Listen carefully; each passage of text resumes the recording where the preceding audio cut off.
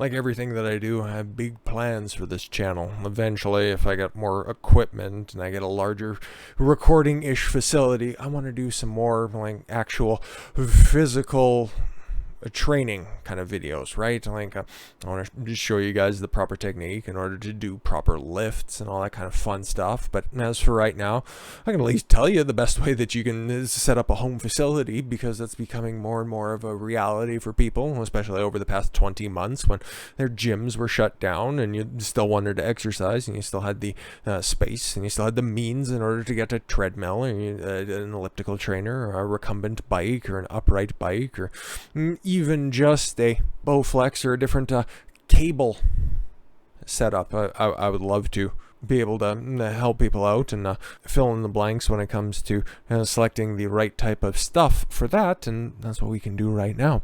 How to choose a home exercise machine. Very interesting. Most people don't need another excuse not to exercise. No time, too hot. Yeah, just keep complaining. You can always carve out a few minutes a day. Trust me, it's possible. Purchasing a home exercise machine can help solve the problem to make exercise much easier. Hopping on an exercise bike for 15 minutes, for example, can help you squeeze in a heart-healthy workout most days of the week. No, but I just like to come home and sit after a hard day's work. I work so hard. Sure you do. Sure you do. You work so hard that you can't just, just sit on an exercise bike or just go for a walk on your home treadmill while you watch one of your 8 shows that you watch in the evening every single night. You can't just be upright for one of those. Okay, cool. Working out home is much easier and also offers the opportunity to split workouts up during the day while enjoying the privacy of your home. But what should you get? Good question. Good question. Different factors are worth considering before buying, depending on your situation, such as your history of injuries or pain. Some choices might be better than others. And also, if you don't have the right guidance in order to select a home exercise machine, you might just think that you're weaker than you actually are, but when it comes to resistance training or any sort of physical fitness training, you're actually a lot stronger than you think you are, okay? If you have a history of knee or hip pain, for example, a stationary bike may be better than the treadmill. Treadmill should always be your piece of equipment of last resort if you have any sort of chronic lower body injuries, okay, because it is the most high impact machine. The stationary bike too can kind of be a bit of a drag, especially if you don't set it up properly, because then you can be putting undue stress on your hips and your knees if you have to overextend, or you're just too cramped up if you're just sitting a little bit too low and then your knees start coming up above your hips, and that's not proper. You should always come to just having kind of just a soft bend in your knee. Like if you just want to pretend that this is your knee for a second, at the end of your motion, your foot should be right flat on the pedal. There should be just a slight bend in your knee, and that's as far as you need to go. And then when it comes back up during the completion of the cycle it should not be coming up above your knees, or I'm sorry, above your hips. Okay, your knees should stay below your hips, and that's the proper sizing for the bike. But I always find the bike to be just the most useless of the cardiovascular equipment that's out there. I'm a bigger fan of the elliptical trainer, if we're being completely honest, because it's supportive.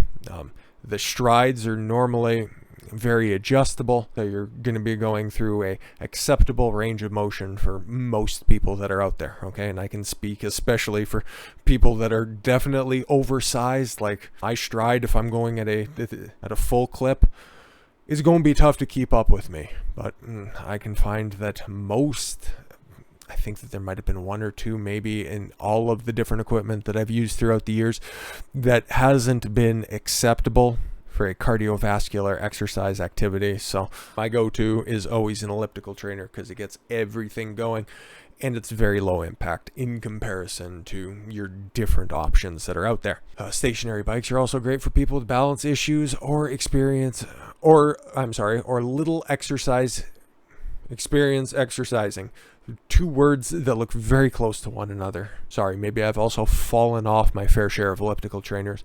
But again, that's also advice you can give to somebody who is selecting, I'll say it again, an elliptical trainer, because everybody's walked before, everybody's walked upstairs before, So if you can be upright, okay, obviously, if you are bound to being sat, that's a grammatical nightmare of a statement, but you know what I mean, then yes, you're going to have to use a bike. But everybody's familiar with them walking, and if you do have balance issues, that's why there's those nice little arms that you can just hold on to in order to get a full body exercise. If you're concerned about osteoporosis, a machine that puts some stress on your bones and muscle is more useful. In this case, a treadmill or elliptical machine is the better choice. Couldn't agree more.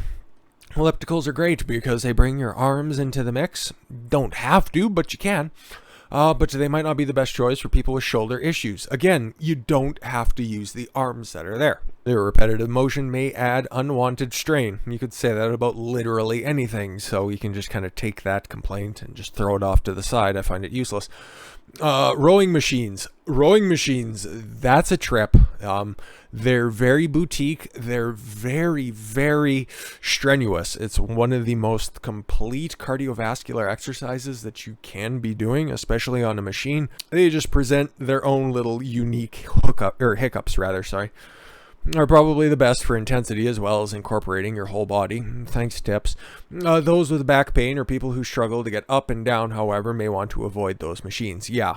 And if you're not exactly the most coordinated individual that's out there, they can be a bit of a problem, because if you're going to be reefing on it with your upper body and you aren't properly elongating your legs and you aren't properly just bringing everything back and pushing through with your legs to begin with, and then just finishing the motion by doing the row with the bar itself, it can look a little bit something like a little bit too amorous of a relationship between a dog and a chew toy. But also then definitely you start running the risk of causing some injuries, and that's for certain. If you want to be talking about shoulder injuries, a rowing machine, yeah, if you don't know what you're doing, if somebody hasn't shown you the proper ways to use the rowing machine, you could definitely be throwing something out, or you just could be falling off the little seat, because I don't know, they've just never really figured it out, because it's just a little plastic kind of a diving chair that they have there. Cable system or bands can be useful for resistance training at any level. Oh my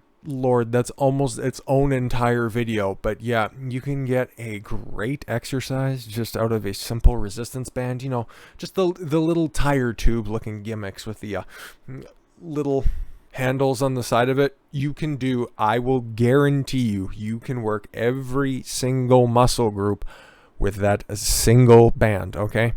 Body weight exercises and just the simple resistance band, or even just the little rubber bands, okay? If you have a place where you can affix one end of it, either just on a door frame itself, just close the door through the top there, or if you have a hook, or if you have something like that where you can just wrap it around in order to do a row, or just a leg of a very strong, very sturdy table where you can just also do the row at the same time, or just chest flies, your chest presses. Body weight exercises and a resistance band is a way that you can get a full body exercise anywhere you want to go, okay? And it takes not but 10 seconds to just take it out, to just wave it out, make sure that there's no knots in it, and just get to work, okay? Barbells and racks are a better option for experienced lifters. Yeah, and if you don't have a lot of space, there's the adjustable dumbbells, which Bowflex put out, oh my Lord, years ago. And I finally got a pair, and they're a wonderful technology, okay? A little bench and adjustable dumbbells. I have ones that are 95 up to, so it's wonderful. They're incredibly space saving. It's no larger than, okay, like per dumbbell, it's about the size of my keyboard here. And then yeah, you get all the way from it's either 5 or 10 pounds to begin with, and then you can go all the way up to 95 pounds. It's a perfect device, okay?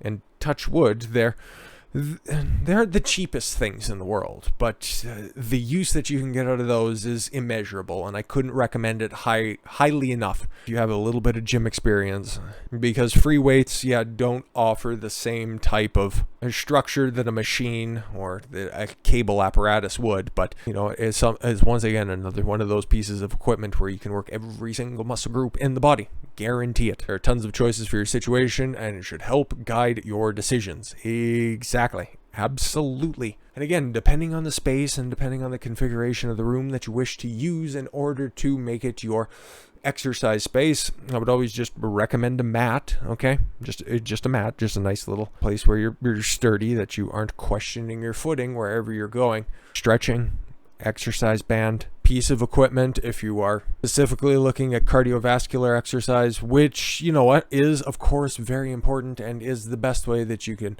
get your body going, that you can do for a quick nice worm out. That's not a thing. Just a quick warm up before you get into your resistance exercises. Any one of those machines that we talked about are totally fine.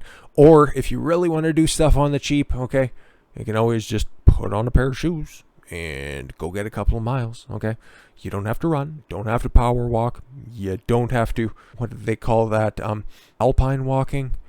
You know, you've probably seen those old ladies with the ski poles just walking. You don't have to look like a goof with that, even though that is a pretty decent workout. Okay, I've had to try it a couple of times. It's not bad. You just look crazier than a Sunday morning televangelist. It's good work, but there's better things that you can do. And remember, I do that in a climate that's not exactly terribly conducive to being outside for long periods of time, about 6 months out of the year. So I don't think you have any excuse either. Yeah, if you guys are interested in any sort of more specific information in this type of topic, I love talking about this stuff. I just don't get a chance to do it that often. I seen this article pop up and I thought it'd be a great time to take the opportunity to just share my information with you guys. That's what I always try to do here. And once again, maybe I'm just talking to myself, but hey, somebody will find this in the future at some point. With that said, thank you all very much for the gift of your time. I've been Don Consuelo. I want you to follow your gut and get after it. Take care, everyone.